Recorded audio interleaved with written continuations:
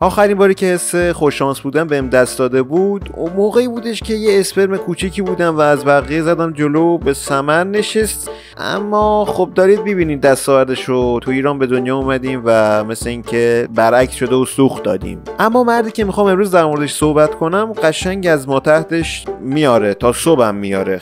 یعنی خوششانسه، سفید باسنش، برعکس ما که کاملا سیاه باسنمون، مال اون سفید زیاد. حالا برات میگم چرا انقدر تاکید دارم روی این داستان. اما قبل از اینکه بخوایم شروع کنیم، اگر چنل های لیستی و فکتی دوست داری، البته با این سبک بولشتی که من تفسیر میدم، اگر این سبک خوشت میاد میتونی چنل منو ساب کنی و حتما اگر از ویدیو خوشت اومد، آخر ویدیو، نه الان لایکو بچسبونی، نه آخر ویدیو یه لایک میزنی و ممنون میشم که یه کامنت بذاری، یه انرژی کلوفتی بهم بدی، و یعنی کلوف که نه ولی خب یه انرژی بهم بدی که لذت بخش باشه و چنل جون بگیره. کسی که امروز میخوام در موردش صحبت کنیم فرانسلاکه، یک فرد کروات یعنی کرواسی به دنیا اومده. فران توی زمینه‌های موسیقیایی هم خیلی استعداد داشته و معلم این داستانا بوده و کلا تدریس موسیقی رو خیلی دوست داشته. یعنی یه زندگی نرمال و عادی داشته. اما تا کجا؟ تا سال 1962 اینجا بودش که با سن سفید سلاک دیگه شروع کرد به نمایان شدن. سلاک این آخر هفته رو برنامه‌ریزی کرده بود تا با خواهرش باشه و وقت بگذرونه. برای همین میره سوار قطار سارایو به دابرونیک، اگر اشتباه نگفته باشم میشه، و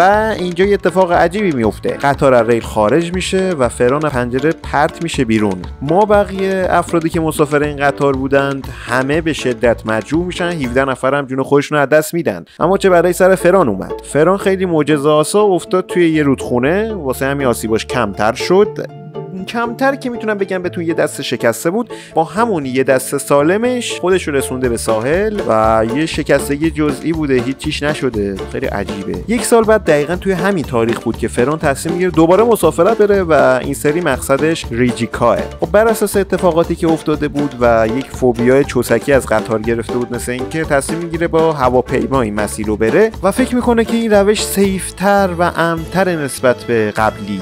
اما خوندی فران جون، هواپیما میره تو حالت سقوط، یعنی میره واسه سقوط کردن. و فران کجا بوده توی این لحظه؟ دستشویی بوده. فران در دستشویی که باز میکنه، اگه دقت کرده باشین تقریبا نزدیک در دستشویی در خروج هواپیما هم. و خب فران خیلی عجیب الخلقه میچسه در و در کنده میشه و فران پرت میشه بیرون. دوباره هواپیما سقوط میکنه، 20 تا تقریبا کشته به جا میذاره. اما فران کجاست توی این سقوط هواپیما؟ به نظرتون کجا افتاده این آدم؟ خیلی شانسی افتاده تو انبار کاه. رسما افتاده تو انبار کاه. توی بیمارستان بیدار میشه با ترس از سقوط و میگه که من دارم سقوط میکنم و اینا. خب ترسیده بوده طبیعتا، اما میفهمن که هیچ مشکلی نداره، نه مغزی، نه دستی، نه جسمی، هیچیش نی. سقوط کرده، هواپیما سقوط کرده، سالمه. خیلی عجیبه. چند سال بعد از این اتفاق، این مرد خوشبخت ما توی سال 1966 دوباره تصمیم میگیره که مسافرت بره. این سری برمیگرده با خودش میگه که خب قطار که بهمون رحم نکرد، هواپیما هم بهمون رحم نکرد، این سری میریم سراغ اتوبوس. حدس بزن که چی؟ اتوبوس هم چپ میکنه و دوباره هم خیلی معجزه‌آسا میفته تو رودخونه و توی این حادثه هم 4 تا کشته میشن. من واقعا درک نمیکنم که چرا این اتفاق میفته. احتمالاً فران با مامان یکی از این کسایی که توی سامان حمل و نقل بوده داستانی داشته، شاید هم پدر یکیشونو کشته، چون تنها دلیل منطقی این داستان همینه. چرا باید با اتوبوس، قطار، هواپیما با هر ستاش تصادف کنی؟ چرا؟ نمیفهمم. نه چرا؟ بعد از این اتفاق خدا رو شکر 4 سال بدون اتفاقات خطرناک و حادثه‌های عجیب و غریب میگذره و میرسیم به سال 1970. توی این سال بود که فران دوباره تصمیم میگیره بره سفر. خب سفر نری میمیری. شاید هم اگه نره واقعا میمیره، نمیدونم. به هر حال این سری برمیگرده با خودش میگه نه قطار، نه اتوبوس، نه هواپیما، این سری با ماشین خودم میرم. اما توی بزرگراه مخزن سوختش آتیش میگیره و توی همین زمان فران دوباره جون سالم به در میبره. من درک نمیکنم، من نمیفهمم. این چنل چتامی فکتوری ما همینجا از قضیه عقب نشینی میکنه و هیچ دلیل منطقی ندارم که این آدم چرا داره زنده میمونه توی این حادثه ها. واقعا امکان نداره. حالا 3 سال بعد دوباره این فرد تصمیم میگیره که نه این سری واقعا تصمیم نمیگیره بره سفر. حقیقتا بخوام بهت بگم تصمیم میگیره که بره پمپ بنزین و پمپ بنزین نشت بنزین داشته و این بنزینه بر اثر گرمای هوا آتیش میگیره و پرت میشه تو سک و صورت و لباس و کل این هیکل اینو بنزین میگیره. یعنی فرانی که در حال سوختن بوده زنده میمونه، هیچیش هم باز نمیشه، 1-2% سوختگی جزئی و یه ماه در میاد کار. چندین دهه خدا رو شکر میگذره و زندگی ماجراجویانه سلاک یه ذره تب و تابش میخوابه. سال 1995 دوباره سلاک وارد یک حادثه اتوبوسی میشه، یعنی تو اتوبوس نشسته و دوباره یه اتوبوس چپ میکنه و سلاک هیچیش نمیشه مثل همیشه. ببین یه سریاتون الان پیش بینی میکنم که واسه اینکه این قضیه رو توجیه کنین برمیگردین میگین طرف خوش شانس نبوده که زنده مونده، بد شانس بوده که توی این چندین سالی که داشته زندگی میکرده همش اتفاقات ترسناک و خطرناک و وحشتناک و اینجوری میافتاده. اما بذار بگم کونه این آدم چقدر سفیده. بذار بگم نه بذار بگم. فکر کردی من الکی دارم میگم یارو خوش شانسه؟ توی سال 2000 فران میاد یه ریسکی میکنه تو زندگیش، تنها ریسک زندگیشو درست میکنه، میاد یه لیدی لاک میخره. لیدی لاک چیه؟ لیدی لاک یه سری کارت لاتاری توره که اگر برنده بشی یه پول کلفتی رفته تو جیبت دیگه. یه دونه لیدی لاک میخره و تو هم یه دونه اون کد برنده هستش و 600,000 پوند برنده لاتاری میشه. خیلی قشنگ، خیلی خوبه. ببین سفیدترین کون این دنیا رو این آدم داره. من دیگه نمیتونم با ادب باشم. سفیده.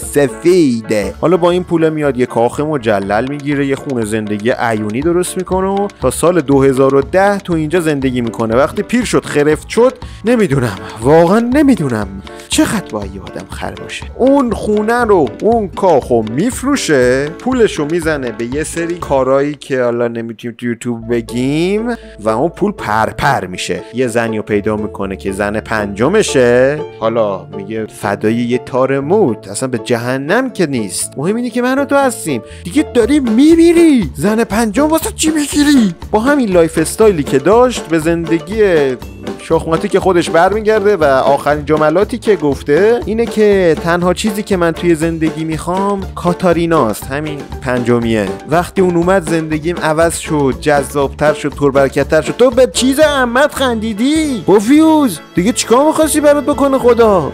گفته بیا برو پولدار شو، پولدارم نمیشدی. گاوی تو گاو. میگن واقعا شانس جایی میره که نباید. بالاخره تو 30 نوامبر 2016 توی سن 90 سالگی دیگه ریق رحمت رو سر میکشه به یک مرگ کاملا عادی. خسته نباشی آقا، خیلی خوش گذشت، چه زندگی داشتی، روحت قرین رحمت، یعنی رحمت چپ و راستش بباره. خدا بیامرزدت. آره خدا بیامرزدت.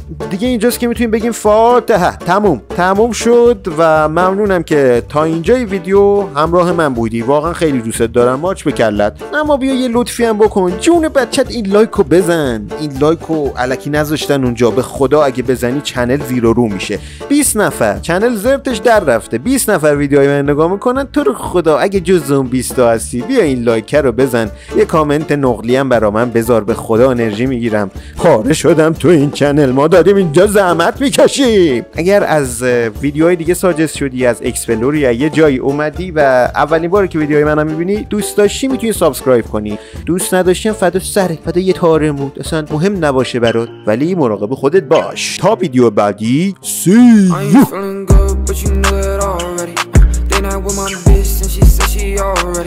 Friends on me to win, so I know we already. Lord, give me mercy already.